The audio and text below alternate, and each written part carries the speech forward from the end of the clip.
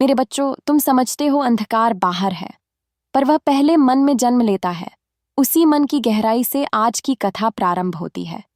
यह कोई कल्पना नहीं, यह वही सत्य है जो धरा की स्मृति में अंकित है, जिसे समय भी मिटा नहीं पाया। जब मानव का धर्म डगमगाया, तभी अधर्म की पहली छाया जागी और उसी क्षण में स्वयं उतरी, अपने संकल्प, अपने बालक वज्रकल्प के माध्यम से। अध्याय: जब वज्रकल्प ने पहली बार वचन दिया, वह क्षण कोई साधारण क्षण नहीं था।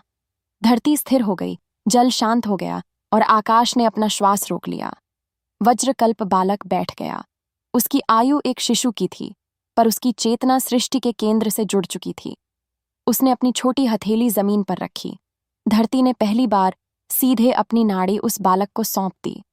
अग्निरीढ़ का जागरण अचानक उसकी पीठ पर एक चमकती रेखा उभरी, जैसे किसी ने दिव्य अग्नि से उसे स्पर्श किया हो।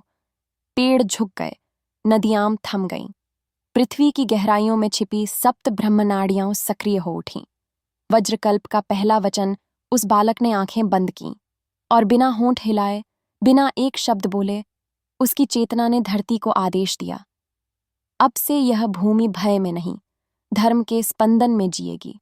यह कोई उच्चारित वाक्य नहीं था, यह नियति का उद्घोष था। परिणाम तत्काल प्रकट होने लगे। जिस स्थान पर सदियों से रोग था, वहां जल में स्वयं औषधीय तत्व उत्पन्न हो गए। जिस वृक्ष पर मृत्यु छाया थी, उसके पत्ते स्वर्णिम प्रकाश से चमकने लगे। गांव के लोगों के हृदय में जो भय जमा था, वह बिना कारण पिघलने लगा, जैसे किसी ने अदृश्य हाथ से उनके मन से अंधकार निकालकर प्रकाश भर दिया हो। लोग यह जान भी नहीं पाए कि क्या हुआ, पर एक वृद्धा बोली, यह बालक नहीं, यह मां का साक्षात हृदय है। आकाश की घोषणा, आकाश से दिव्य घंटानाद हुआ। देवताओं की वाणी पृथ्वी पर गिरी। अब युग का नया चक्र प्रारंभ हो चुका है। जहां यह बालक दृष्टि डालेगा, वहां सत्य का आविर्भाव होगा। कोई भी अंधकार अब छिपकर नहीं रह सकेगा। अंधकार की पहली सत्ता का जागरण धरा के नीचे सदियों से बांधी गई एक अधर्म शक्ति मुक्त होने लगी। वह न कोई राक्षस था, न दैत्य। वह मनुष्यों के अत्याचार, छल और अधर्म का घनीभूत रूप था। वह छाया के रूप में उभरी और पहली बार वज्रकल्प बालक के सामने प्रकट होकर क्रोधित गर्जना की। कौन है जिसने मेरी नींद भंग करने का साहस किया? यह भूमि मेरी थी, भय मेरा था और मानव मेरी कठपुतली। तू कौन है जो मुझे छीनने आया है?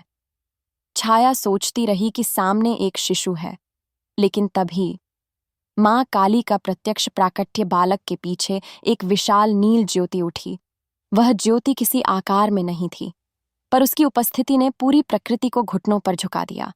उस ज्योति से मां का स्वर प्रकट हुआ, तू भय नहीं, केवल स्मृति है। तू वास्तविक नहीं, केवल अधर्म का अवशेष है। वज्रकल्प मेरा संकल्प है और आज से मेरा संकल्प ही सृष्टि का नियम होगा। छाया कांपने लगी। ऊर्जा का टकराव। छाया ने अंतिम प्रयास किया।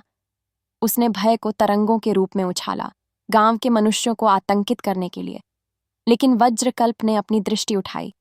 कोई मंत्र नहीं बोला, कोई हाथ नहीं उठाया, सिर्फ दृष्टि दी, और दृष्टि से ही विधि प्रकट हो गई। जहां उसकी आंख गई, वहां अंधकार जलने लगा। जहां भय उठ रहा था, वहां करुणा फूटने लगी।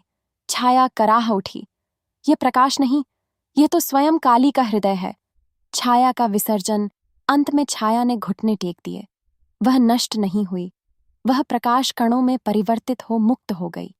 छाया ने अंतिम स्वर में कहा, मैंने भय फैलाया क्योंकि मुझे प्रकाश नहीं मिला। अब मैं उसी में विलीन हो रहा हूं जिससे जन्मा था। और वह काली के चरणों में समर्पित होकर विलीन हो गई।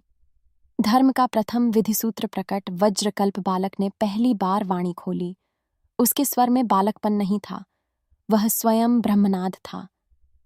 याद रखो, अधर्म को मारना नहीं, प्रकाश में लौटाना है। यही मां का प्रथम विधान है।